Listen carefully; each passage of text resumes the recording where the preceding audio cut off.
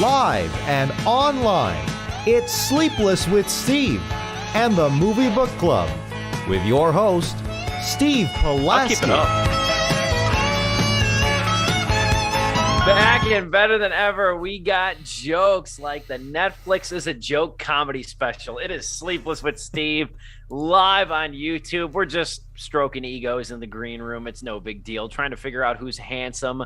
Spoiler alert, Dom won. It is Sleepless with Steve. We come to you live and in living color every Wednesday evening. Sometimes 6:30 Central Time, sometimes 6 o'clock Central Time. Wherever you may be, however you may be listening, it's going to be a good show today.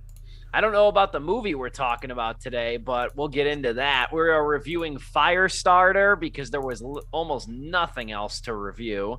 So I had this weekend blank on the calendar up until last week. And then I was like, you guys okay with reviewing Firestarter? I was kind of on the fence about it just because I didn't know if it was going to come near me, even though it was on Peacock. I was like, are you guys all right to review it? And we're all just like, shrug emoji. And that's kind of, I think, the distillation of our reviews. I don't know. Maybe Dom's giving it 4 stars. I don't know. He's done weirder stuff on this show. But we're talking that. We're also talking a really big positive story. I hope it stays that way, about a Jackass alum. So I'm hoping we can provide some perspective on that. We'll get to that at the end of the show. Moreover, though, how are you gentlemen, the guys who truly make this show run? Dom, how are you? Doing okay. Always thankful, of course, for various things in my life, but man, so I have today off from work and yesterday off from work, and yet they were hardly days off from work. You know what I'm saying? They are. It's like, okay, days off from work, but now it's a personal day work. Exactly, 100%. Errands of all kinds, groceries, car oil rotation, tire rotation, doing some stuff with the HOA, getting that in order. This or that, or things I can't even remember that I did now. Dom's going total Radio Raheem on the HOA. I don't want to get into it, but no, I double salute, and I told him see these rings over here. I told him to hit me up, and I'll pass out flyers over here in Iowa if need be, if it comes to that. I'm proud of what he's doing, just because he's a lot of things, but he doesn't stay idle. That's for sure. Yeah. So it's been a day, but I did thank you to Joe for giving me the means to watch Firestarter, today's film, which I totally watched in theaters. So thank you. Yes, no, I rented out a theater just for Dom. Just to make things easy for him. Yes. We don't do stream sharing or anything like that. Yeah, I was going to say, Dom. We would never. I saw photos of it, too. Dom came in. Joe actually let Dom wear his Vin Diesel bodysuit, too. It was a Universal movie. I figured, might as well. It was very sexy. It was very arousing, the whole matter and such. But, yes, we are talking Firestarter today. That is our main review, for better or for worse. And this thing, can I just say, I have a feeling, and I don't know totally. We talked about it gently. We don't normally do that. We try not to do that, in the group chat that we have and stuff like that. But I want to say, though, I don't want to keep dunking on this movie, but man, this thing also too. I don't know if you guys saw, this thing made no money this weekend at the box office. I don't know if you saw the box office.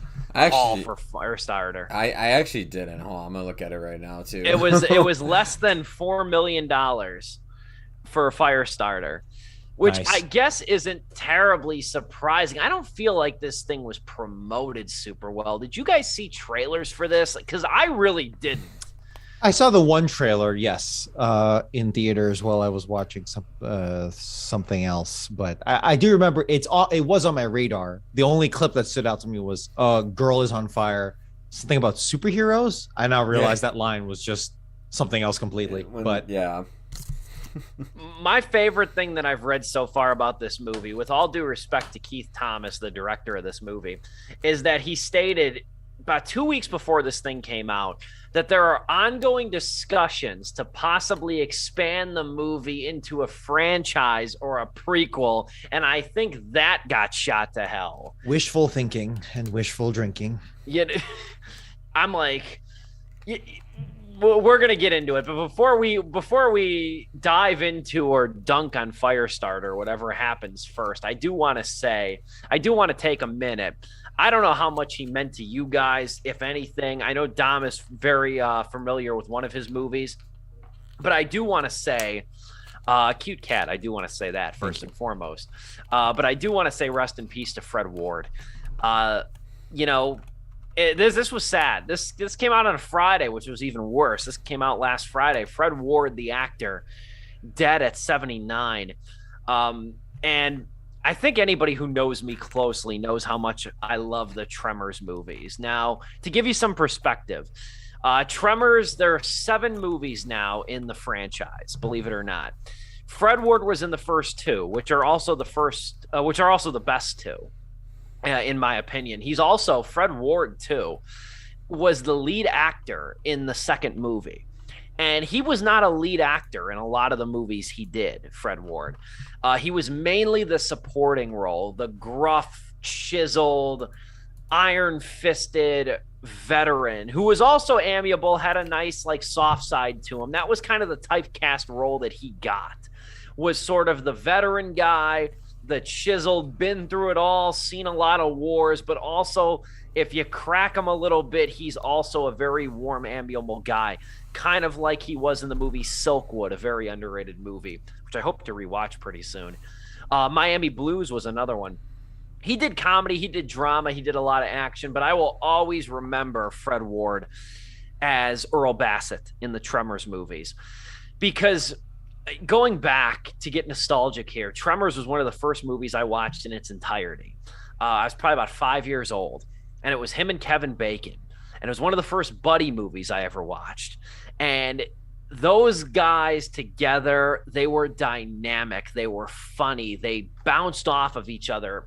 I tell you, it's kind of weird. And maybe it shows my youth. I don't know. But Kevin Bacon and Fred Ward together in the first Tremors movie kind of taught me a little bit about movie chemistry, the buddy chemistry, and how it kind of worked off of one another, because they were good. One of the recurring bits in the first Tremors movie is they would rock, paper, scissors over big decisions. And that was a highlight of that movie too. And I'll always remember, I think Fred Ward, I haven't seen a ton of his movies, but I've seen a few, but I still think his best line is in the first Tremors movie. Best line delivery is when, after Kevin Bacon and Fred Ward, Val and Earl, they encounter the first graboid. If you haven't seen Tremors, number 1, I'm ashamed of you. Number 2, about underground worms terrorizing a desert town in Nevada. And after Val and Earl, Bacon and Ward, come in contact with the first worm, they go back to the kind of corner store, like the source of commerce in the town of Perfection, Nevada, and they're talking about what it could be, what the worm is. And they're like, where do they come from? And Fred Ward, with a cigarette in his hand, says with the most conviction, I vote for outer space. Ain't no way these are local boys. And that, I like to think, was kind of a testament to the amiable nature, the playful nature, but also the grizzled, sarcastic persona that Fred Ward had. And he's 79 years old. He lived a full life. He's been retired from acting for about 6 years. I didn't even know that. His last couple of movies, he was in 30 Minutes or Less. I remember that. He was in Two Guns, the Samuel L. Jackson movie. And those were pretty much the last few movies, at least the big ones, that he did. He's been retired for about 6 years. He kind of disappeared into the ether. But I wanted to take a few minutes and talk about how much, I can't quantify how much Tremors meant to me growing up and just really shaped my love for movies. And a sizable part of that was Fred Ward. Was ashamed to see him pass away. And Dominic, I know too, when we were talking about it too, I have not seen this movie, shockingly, but The Right Stuff. And I know that you've seen that movie and you remembered him fondly from that. Yeah, The Right Stuff. I think it got remade recently, but I'm talking about the original 80s Right Stuff. And it's the story. It's an epic, 3-hour epic. They were doing a lot of 3 hours plus movies in the 80s. There were a lot of 10-hour mini series. Let's Roots, which I think was 70s technically, but stuff like that. They were doing that in pre-cell phones. Yeah, exactly. But yeah, The Right Stuff was one of those longer movies out there, and it was very good. Roger Ebert gave it 2 thumbs up and way up. And I remember watching it. Actually, that was essentially my lesson on the space race.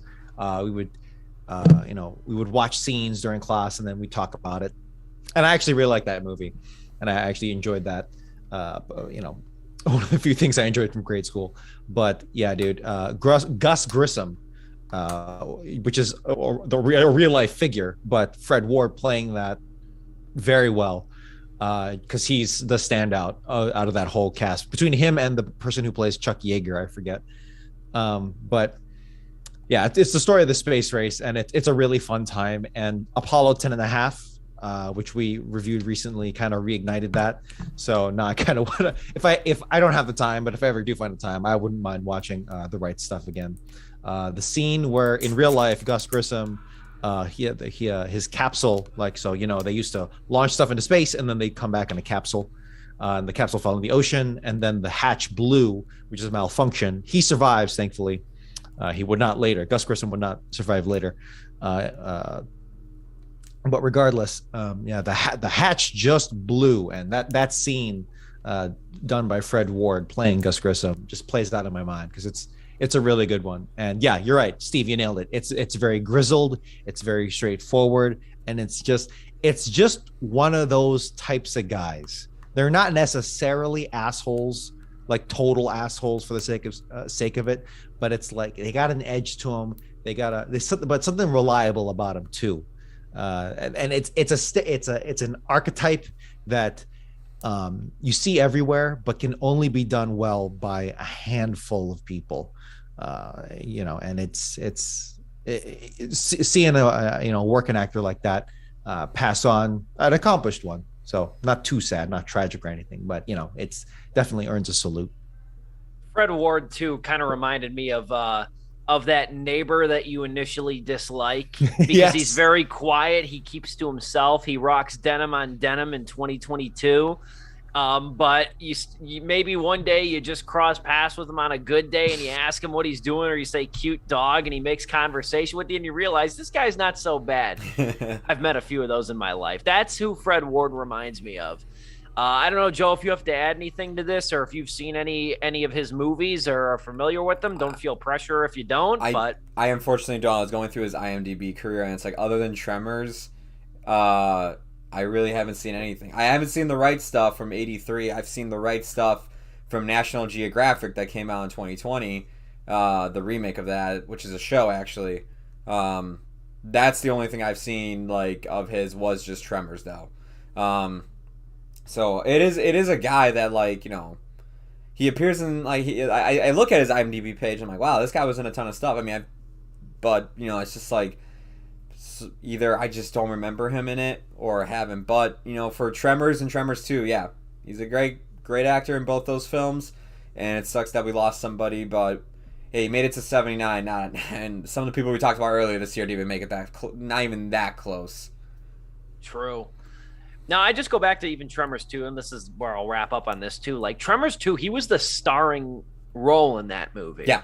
And I didn't even think about it until he passed, but I was like, he didn't get many starring roles. He got the co-lead role, but Tremors 2 was his movie because Kevin Bacon didn't want to do it. Yeah. And he was very good in that. He also had sort of, I don't know if it was the benefit or the detriment, you could argue either way, but Michael Gross, Burt Gummer in those movies, in the Tremors movies, he started to become his own sort of character in those movies, so he kind of had to share a little bit of screen time. But as far as the mainstay actors, the movie revolved around Fred Ward about going to Mexico to fight graboids, and he didn't want to do it. And Val married a good woman. Why would he want to die? That was the justification for why Kevin Bacon and Reba McEntire and Finn Carter didn't come back.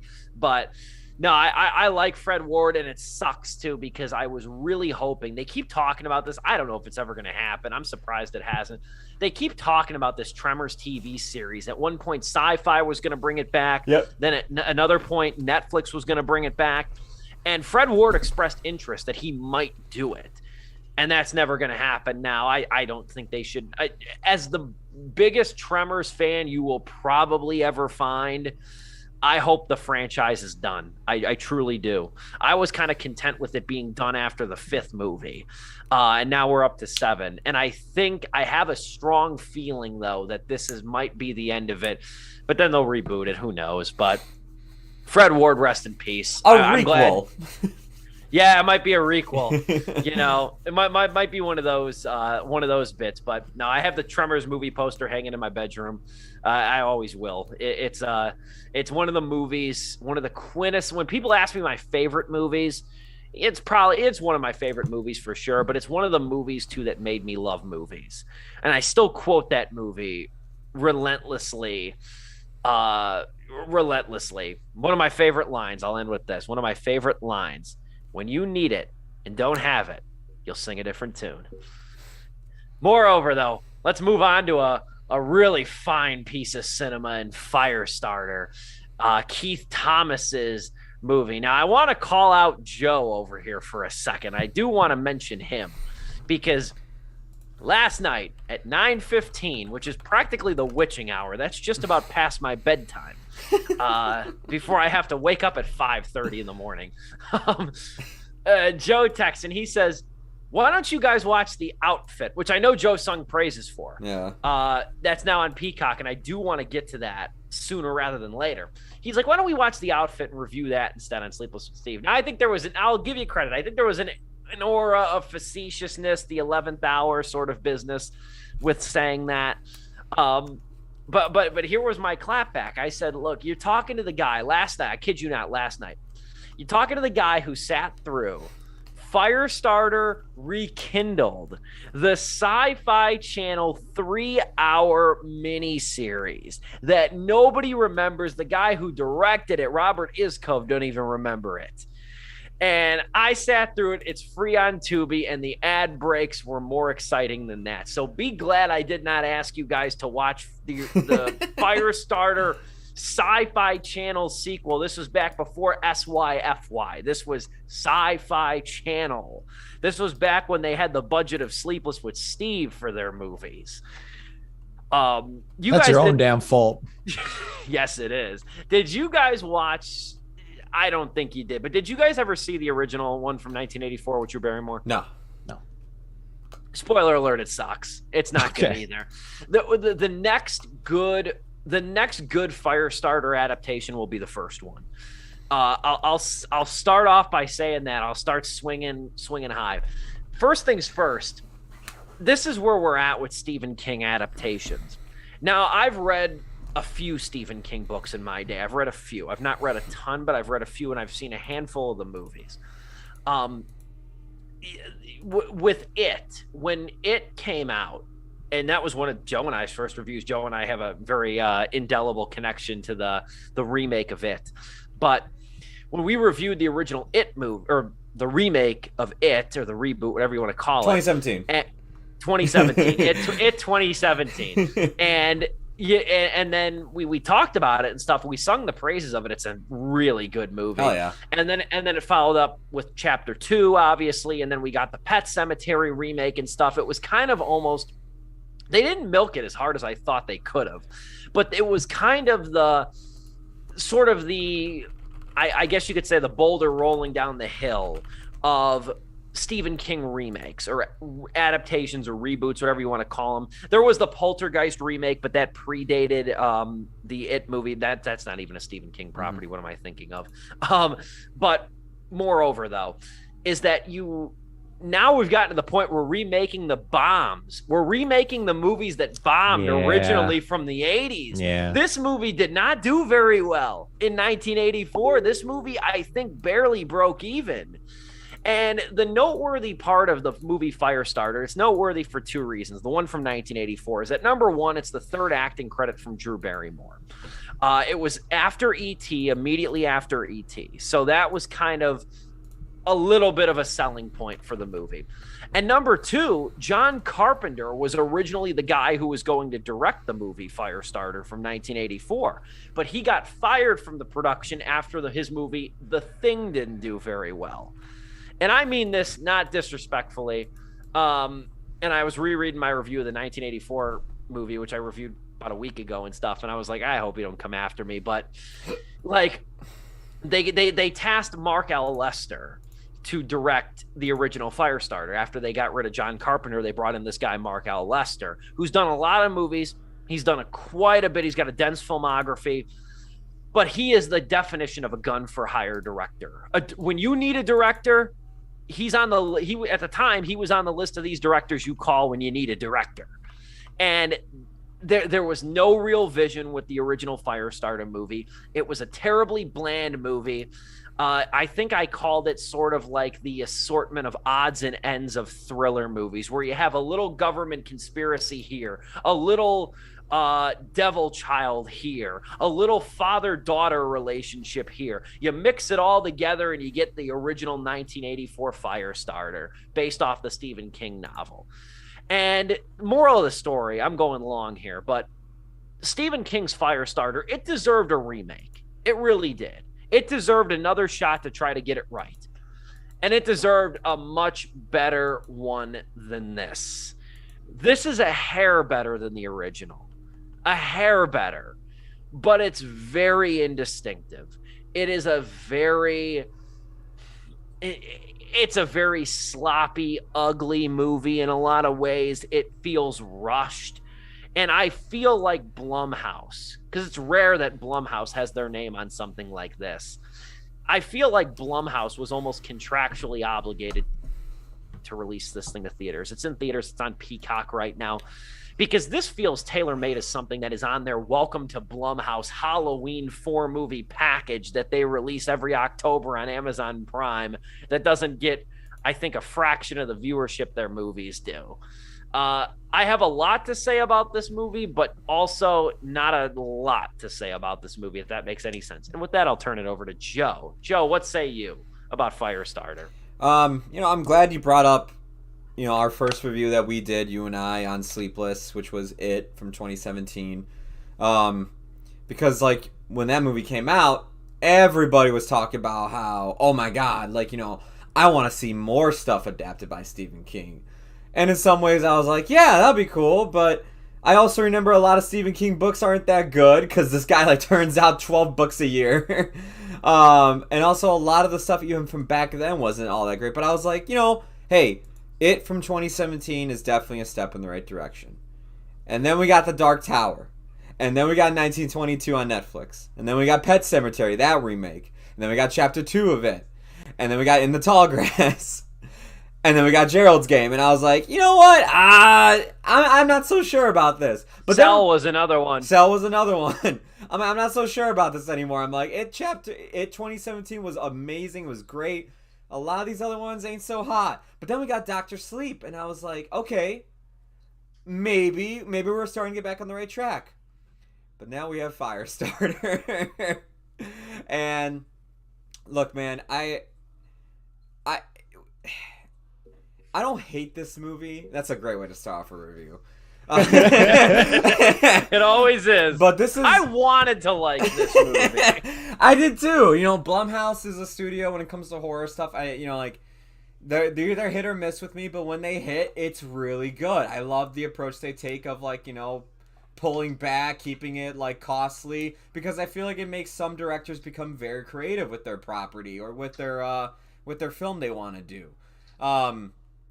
With that being said, I almost said Pet Sematary.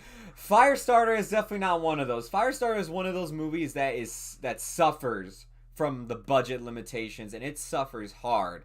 Because about 20 minutes into this movie, I was like, okay, so far it's pretty good. And then it just kind of feels like about 20 minutes in, everybody in the cast and crew went, they're not giving us the budget we need to make something like this, so let's just make a movie. And it just feels like everything just dies off. All the character interactions that the movie was kind of starting with, which had this very complex relationship between Zac Efron and his wife. I forgot the actress's name.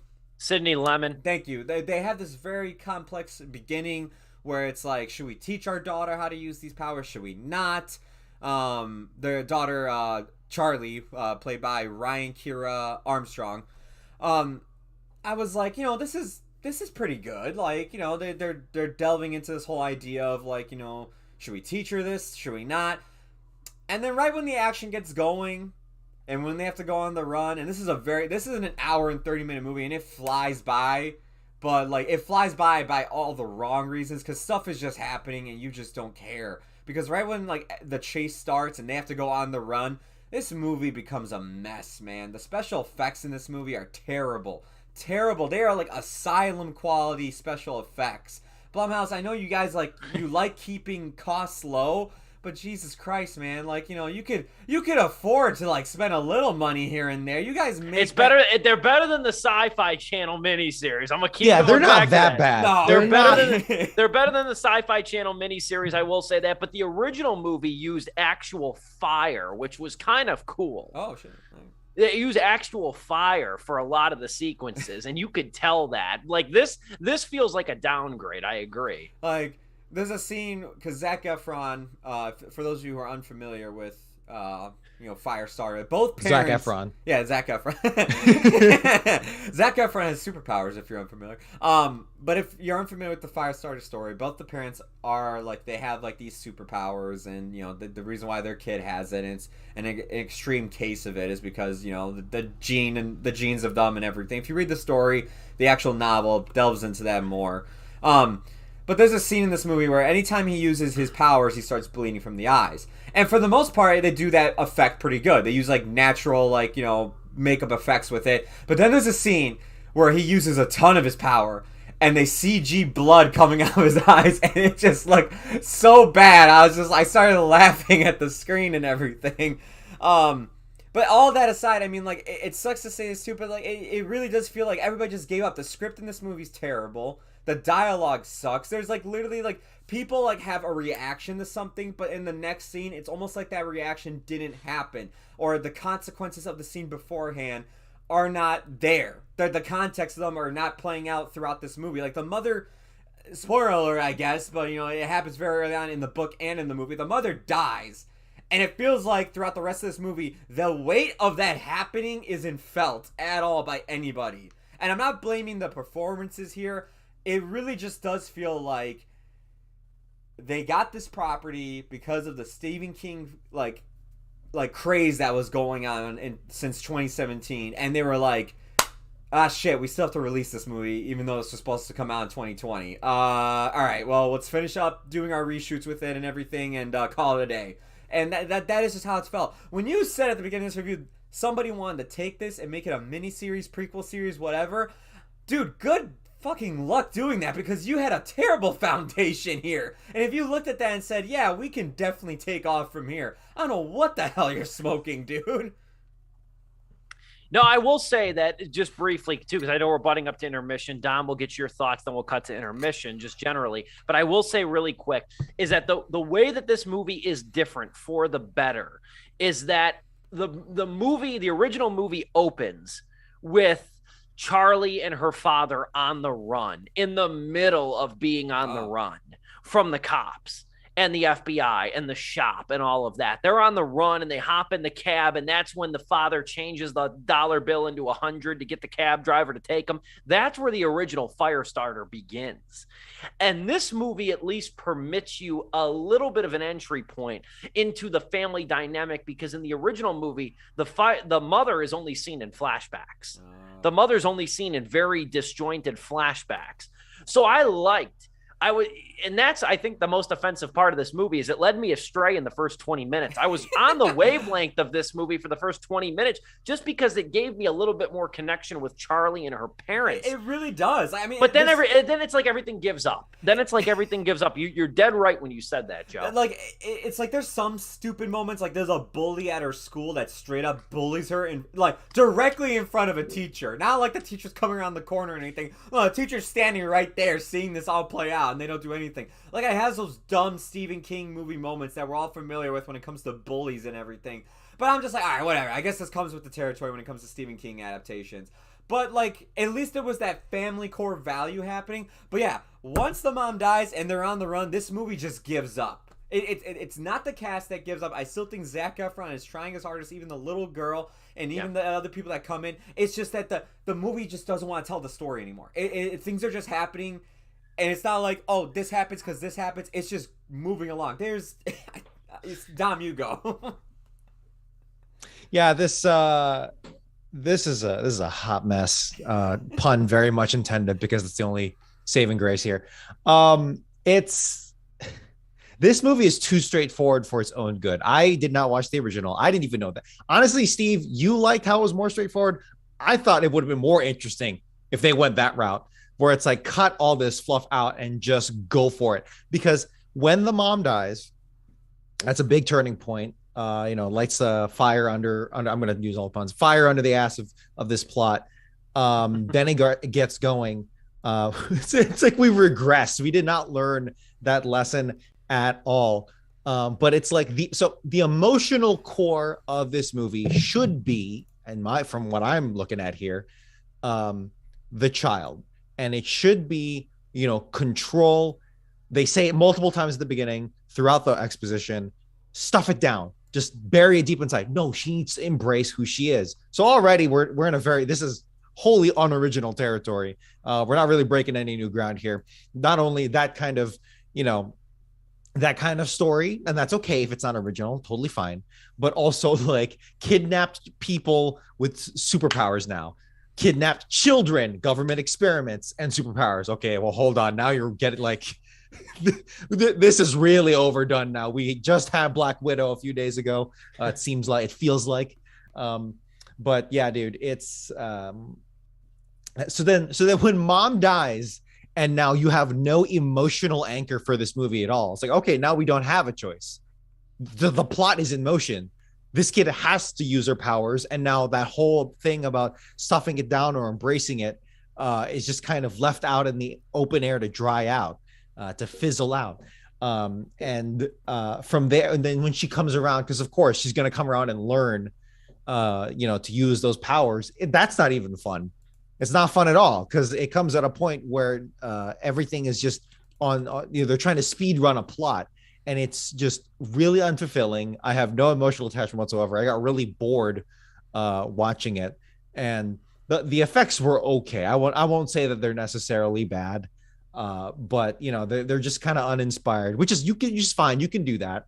At this point, the what you probably needed to do was do a rewrite, and just really change. If you want to change the plot entirely, maybe take out the whole plot about them being on the run. If you don't want to do it in the beginning, maybe just have it them living with it. Maybe a single assassin. You don't even get why they're sent. So we're just doing script doctoring at this point, which is fine in my opinion. I don't like to do it too much, but I like doing it for movies that really, yeah, exactly. Like Scoob. I'll script. I even said that I think the three of us could write a better screenplay with Scoob. But anyway, with Firestarter 2022, yeah, dude, it needs to get its act together, and I can just keep.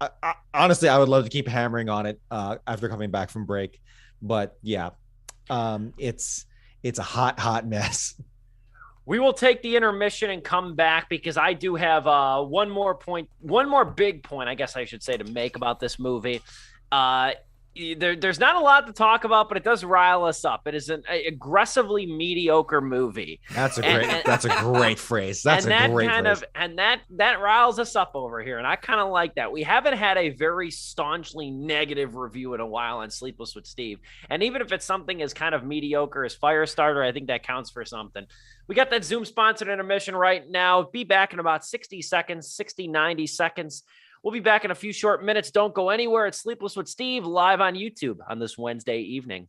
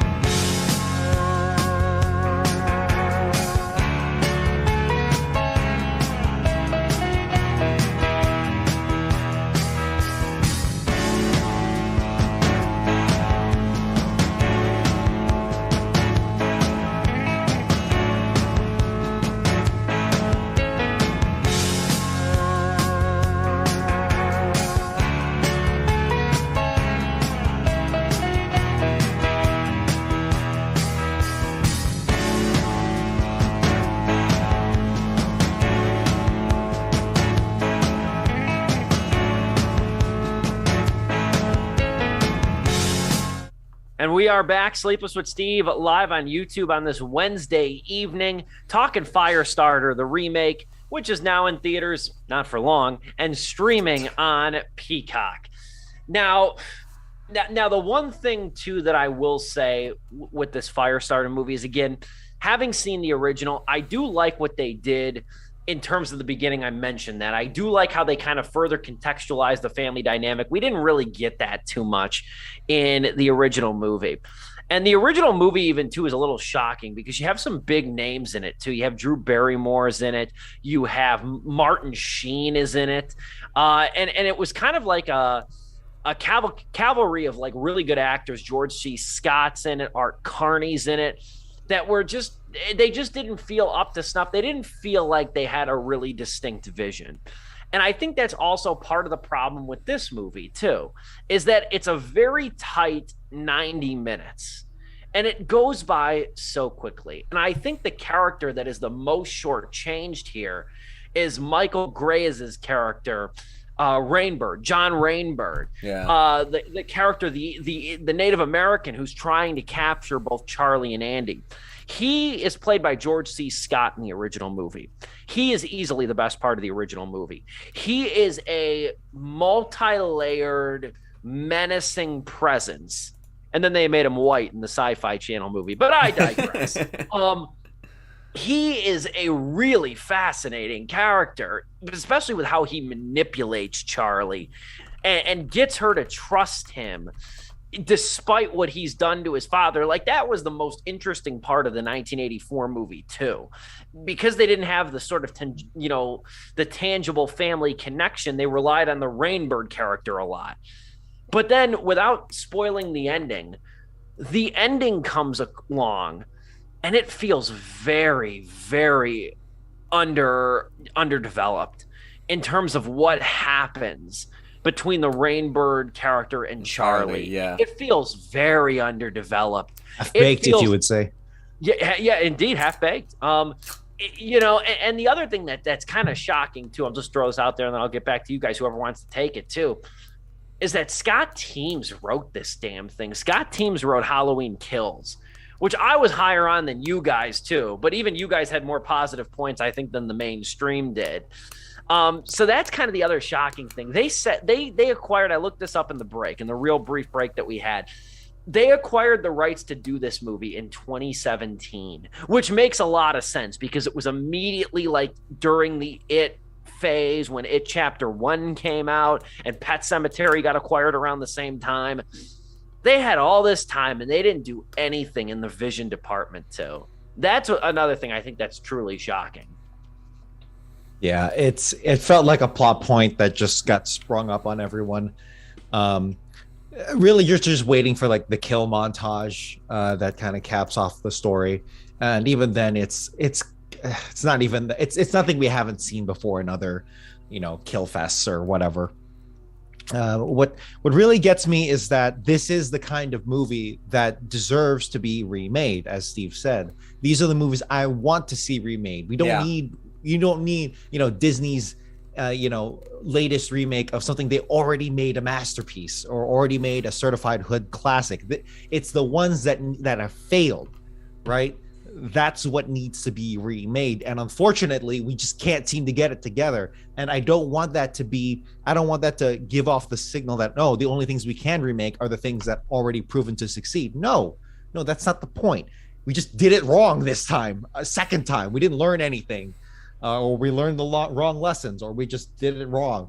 I guess there is a John Carpenter connection here, and that's through the music. I just want to touch on that real quick before I forgot to mention that earlier. To it. It's I didn't listen to the OST or anything, but it's good. There is a noticeable synth theme that does play at various parts throughout the movie here, and it's pretty good. It's pretty decent. John's got his son Cody making bangers, man. It's a good legacy. It's a good partnership to have, father son. You said, yeah. To have going. So that was like a good shining point here, and I do want to emphasize. Joe said it that none the acting here isn't great, but it's not necessary. It's rare, in my opinion. It's rarely ever the actor's fault.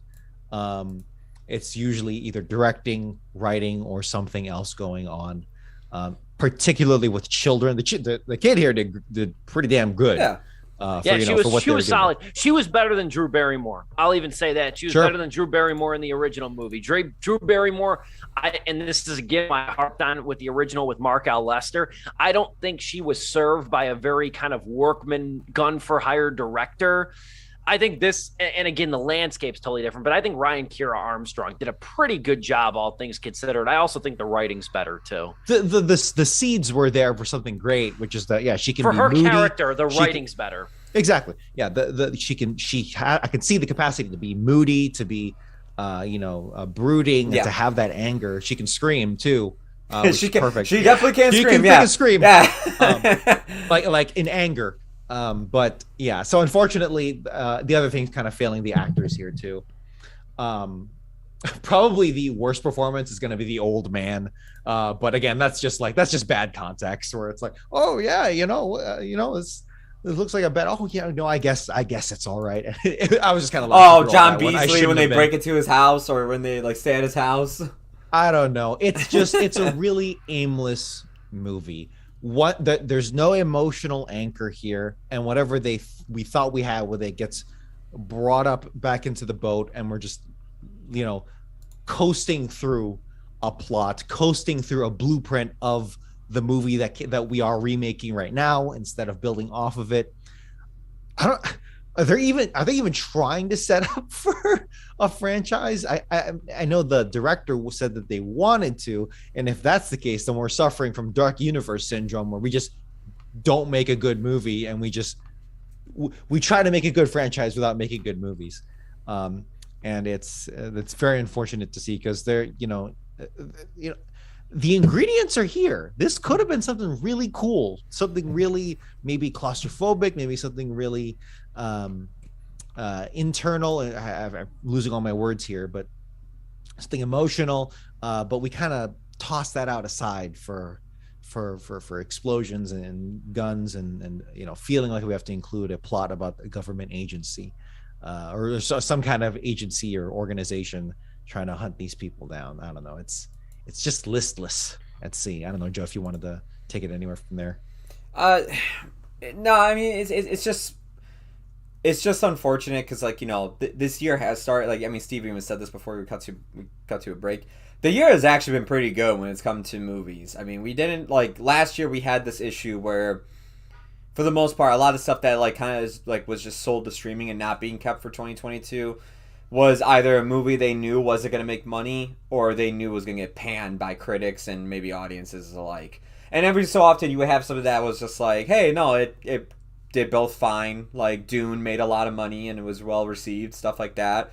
But I mean, it just sucks that it's when we get a bad movie this far into the year after everything's been either decent, good to great, it really sticks out even more. It's just like, oh man, I feel like I'm being harder on it and everything than I should be. But the longer I just kept watching the movie, and by the time it wrapped up, I was just like, no, yeah, this is just.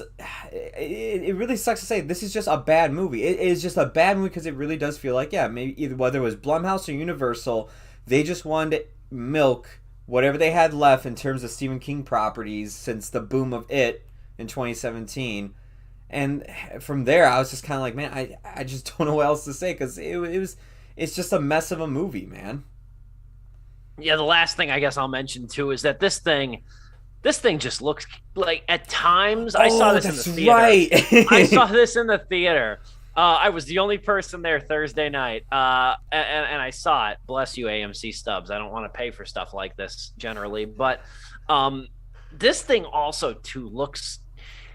It's not the ugliest horror movie I ever seen, but it's dingy. Yeah. It's got this dingy film to it where it almost looks like there's a layer of smoke between the camera and what's happening on screen. The only thing I can compare it to for those who haven't seen it, and the thing made $4 million this weekend, so there are many who haven't seen it. The only thing I can compare it to is like a drive-in screen. Yep. When there's a dark scene and you can't really make out what the hell is happening.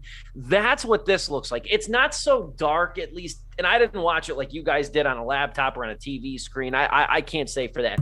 In the theater, it was like at times just barely bright enough to see what was going on. For a movie called Firestarter. I literally wrote in my notes, I can't see shit. Because there were scenes I had to rewind and just literally try to turn up the brightness on my monitor as best as possible. I actually thought I busted my monitor after the first explosion in this movie or something. I'm like, damn, this little girl's power was so bright it broke my monitor. But yeah, you just can't see. There are scenes when they reveal Rainbird in his janitor basement hut listening to industrial goth music. I could not see what this guy looked like. I was just like, who the hell is this guy? I could barely see 2 feet in front of me where the screen is happening. Imagine 10 years ago, this thing probably would have been in 3D. And just imagine, because those 3D glasses, those Real D glasses, they do darken the screen about 15 to 20%. Imagine how ugly. I think about, and before you say they wouldn't have made this 3D, they made My Soul to Take. Wes Craven's last movie, 3D. Before you say this wouldn't have been 3D 10 years ago, hold the phone. This thing would have looked especially ugly. And that's probably the only thing, only other thing besides a drive-in theater I can equate it to is watching it in 3D with the way how dark it feels like. Again, there's a layer of smoke between you and the camera. Did that bother you, Dom, or did you just not care? It did. It did bother me, mostly because I noticed that we were getting into some real kind of not grayscale, wrong term, just really dreary, nothing's going on in the first third of this film, both plot wise and visually, really, except one explosion maybe, and then we start to be on the run where we get to see a little bit of nature and green, but even then it's really boring. Yeah, you're right.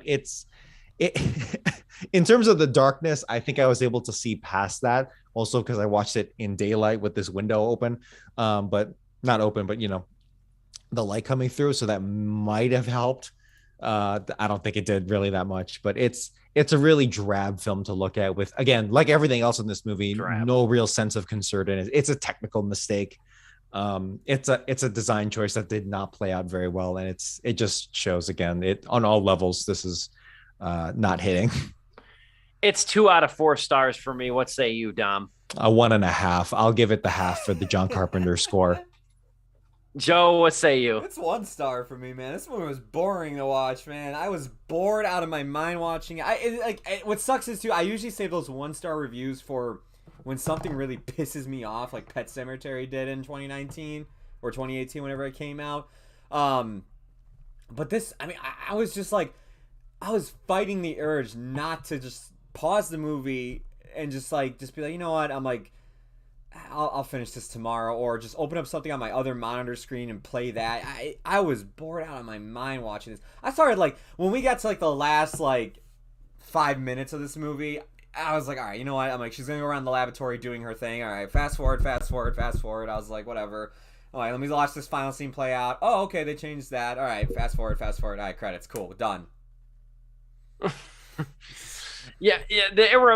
There's a line that I've stolen once or twice. I guess not fully, because he's talking about a video game, but I don't know if you guys watch Angry Video Game Nerd or ever watched him. Yeah. He's got a really great line. I can't even remember what game he's playing, but I just like it. It's a quick review, and he just goes, "This game doesn't even care that it sucks." and that does sound like something he would say. And sometimes that's almost all I can say about a certain movie. This movie doesn't even care that it sucks. And I will say too, congratulations to Zac Efron too for debuting his new face in this movie. Does he not look different? Does he not look a slight bit different in the facial aspect, like plastic surgery wise? Yeah. He looks a little bit different. Well, there was that photo that came out in 2020 that looked like he got Botox. That's what I'm referencing. Yeah, that's what I'm referencing. It seemed like he debuted his new face in this thing. And I mean, like, man, if Zac Efron has to continue to get work done in his 30s, we're all screwed. But yeah, so aggressively mediocre film. I don't think we're going to take a ton of time with this topic just to segue to this, but I do say I do have a rule. I do have kind of a moral rule here with Sleepless with Steve. There wasn't a ton out to begin with, but I do think that this is worth touching on because this is not going to get nearly the traction the downfall did, the spiral did. Yeah. So I wanted to make sure that we highlight this and at least bring a morsel of attention to Bam Margera, because a really good article came out. I saw it in People. I don't know if People is the actual they're the ones who broke the story. Is the actual one who broke the story too, or if it's another particular. I think it was TMZ. You think it was TMZ? Probably. According to what the article is saying, I think they're hinting TMZ was the first to report. So I'm assuming that's what they mean. Yeah. You know, I don't know what the case is with this, but I saw it first on People. So I'm going to roll with that, though, is that Jackass alum Bam Margera, he is, quote unquote, back and ready to rock after completing a year-long stint in rehab for alcohol. Now, if you remember, we did touch on this. It was about a year and a half ago or so, that Bam Margera posted those really, really uneasy videos. I don't know if you guys remember them. Those really uneasy videos of him. It was like, I don't even want to go too deep in it, but he was clearly intoxicated, ranting, sick, just really sick, drunk, ranting about Spike Jonze and Jeff Tremaine, about being fired from Jackass 4. At the time, it was just Jackass 4. It was shooting before it was even Jackass Forever. That's when it was reported that he was fired from the set, not going to be in the movie, nixed from the movie. He's only in one brief blink and you miss it, unidentified, uncredited scene in Jackass Forever. But he's completed 1 year of treatment at a rehab center in Florida, and he's back and ready to rock. His words, 42 years old, Bam Margera. He's still young, man. That was the one thing I saw in this article. Like, I forget that he was kind of like the baby of Jackass. He was just at the time the most successful because of skateboarding and everything. He's only 42 years old, and he's out of rehab. Him and his wife and his 4-year-old son relocated to an apartment complex near the treatment facility so he can continue classes with his family nearby. Dom, what say you? He is the personification of suburban white boy privilege, who found fame and fortune early, very early. And just that was his life. And of course, that eventually led to vices, including, I believe, drugs and definitely alcohol. And it's been an ongoing battle ever since. And of course, we all love to, especially for someone of his predilection, who revels in the drama, apparent from what we've seen, revels in the drama and revels in the crass. His humor. CKY is the epitome of that. Before Jackass, you had CKY, the CKY group, aka the Philly Boys, aka the East Coast group. And maybe that's too far, but either way, they're like a subsection of Jackass. You have Jackass, and then CKY is like there's like a Venn diagram of the two. And there's Big Brother. There's the Big Brother magazine too. Jeff Tremaine's magazine. Yes. So there's a very interesting network here. There's a very interesting network of that stuff. But yes, now that some of those members are either backing out or in some cases passing away, unfortunately, with Ryan Dunn, of course, his lifelong friend, that was the hit of it. So seeing it all come back, it's the good news. I was not following this at all, because as soon as he's just wallowing in darkness and pity, and I don't want to watch this. This is not fun to see. So I just completely ejected him from my mind, enjoy Jackass Forever. And that was that. Can't wait for Jackass 4.5, I believe is on this weekend. Oh shit. Yes. This is like good news that comes out of nowhere. This is one of those few things. It's not a guarantee. At any point, someone who is on the road for recovery can easily fall back into their old ways. It does get better. There's that BoJack Horseman. I don't watch the show, but there's that thing about it's hard, but you got to do it every day. It gets easier, but you got to do it every day. But I don't even know the context. I just like that quote. But yeah, it's come back a full circle, and 1 year later, so that's good. That it's not even like, hey, I'm like 3 weeks into this cleanliness. No, it's 1 year, so that's really good, and I wish him the best. It's actually like heartwarming for me because this is we said this in our forever review, but like there's something. It's like hanging out with these guys. These are the guys that took all the brain damage that suburban privileged me didn't. So it's like I'm cheering for these dudes. They're like the friends I wanted to. They're like this, like the group of wild boys. I guess wild boys, but the group of wild boys that I actually wanted to hang out with if I had the balls to actually do it. So that let you hang out with them. Yeah, exactly. I would be like the baby of the group, and I would just do nothing. Joe, what say you? Hey man, look, I'll say this because we can wrap up the show very soon and everything. I'm glad to see Bam is doing better. When we did cover this last year or a year and a half ago, whatever it may have been, that was a depressing story to cover. Because, all three of us, as we stated in our Jackass Forever review, we grew up watching, whether it be the show or the movies, and we have like this like cool history with the movies on like whether it was sneaking in or just having your mom literally just give you the movie and go, screw it, go ahead, watch it. It's great to see he's doing better. If anything, man, I hope he sticks to it. I hope he has the same success that Steve-O has had and stays as strong as he has too. Because I would love to see if there's the future of Jackass. It's coming. We just don't know what it is yet. We don't know if it's going to be a show again. It's secure. Yeah. It's secure. It's just unknown. Yeah. We don't know if it's going to be a show, a movie. We don't know if the old crew is going to kind of be there to mentor the younger ones that came in into Jackass Forever.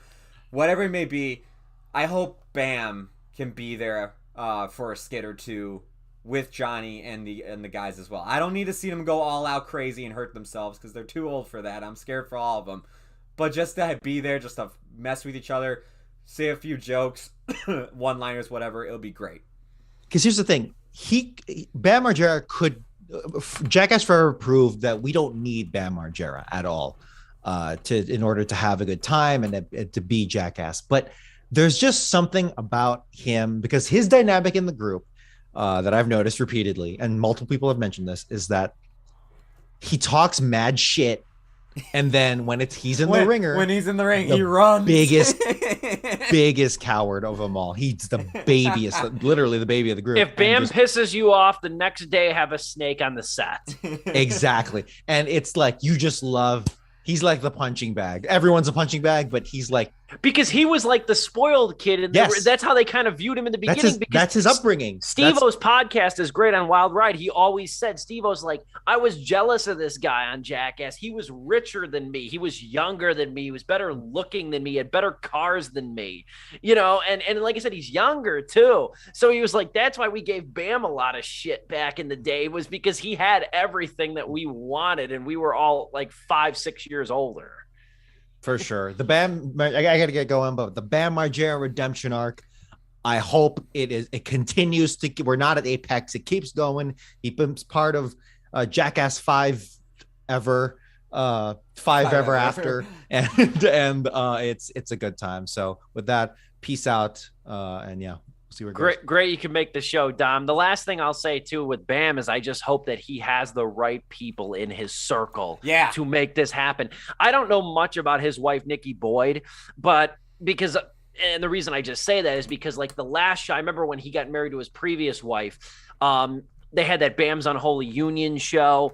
And I remember watching that a little bit and stuff. Like his first wife was a little bit more in the mainstream where this one isn't. And that's not a knock or anything. It's just a fact. I just don't know anything about her. The last thing I can just say is that I hope he has the right people in his life, because that is really the foundational thing. And I don't know if they're obligated to do it, but it would be nice if, like, I don't know, Paramount or Jeff Tremaine or the Jackass guys, Knoxville, and all of those guys just at least kept him close in the inner circle and made sure that he wasn't alone. And by all accounts, especially with the public comments Knoxville, Steve-O, Preston Lacey, and a lot of the guys have made, it seems like they're going to be there for him. Oh, yeah. Because for a while he wasn't in reach. I remember on Steve-O's podcast with Preston Lacey, I believe it was, Steve-O said, he's like, Bam doesn't have cell phone privileges in rehab. So he's like, we have not talked to him. You know, he's like, which he's like, I'm not complaining about, but he's like, I just don't know how he's doing. So I just hope he has the right people in his life. Yeah. Sorry, I was going to say, I have nothing else to add. I have to add to that. That's going to do it for our show then. Dom dropped out at the perfect time. We did not go OT. We looked like we were going to go OT there for a minute, but we kind of succinctly wrapped it up. So I want to thank Dominic Guanzon. I want to thank, obviously, you, Joe, pushing the buttons, sliding the sliders, doing what needs to be done for this show. You recommended next week's viewing.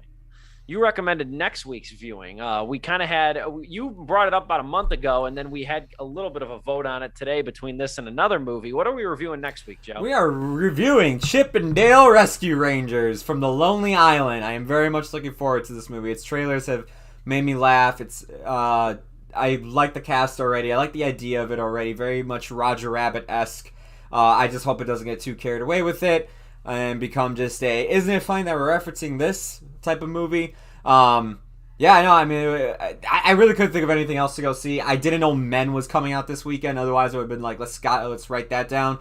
But I have a very busy schedule coming up, and I probably won't get around to seeing Men until probably like the next weekend or the following weekend. But yeah, I mean, if I do get to go see it, maybe we'll review that down the line. Who knows?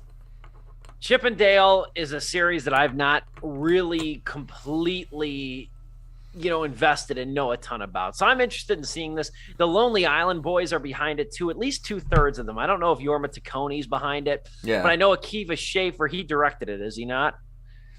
I believe he's directing it. Akiva Schaffer. And if you could fact check me on that. And I know Andy Samberg is in it and is a voice in it too. I think Akiva Schaffer's directing. Akiva Schaffer is directing, yes. That's what I thought. I don't know if Jorma Taccone's part of it though. The third member, I guess you could say, of Lonely Island. But either way, I think this will be a fun movie to review. It's coming out right at the dawn of summer, so I hope it gets some traction. I hope it's good first and foremost, and I hope it gets a little bit of traction. Regardless, we'll touch on that and whatever news bits happen to fall on the news desk over here.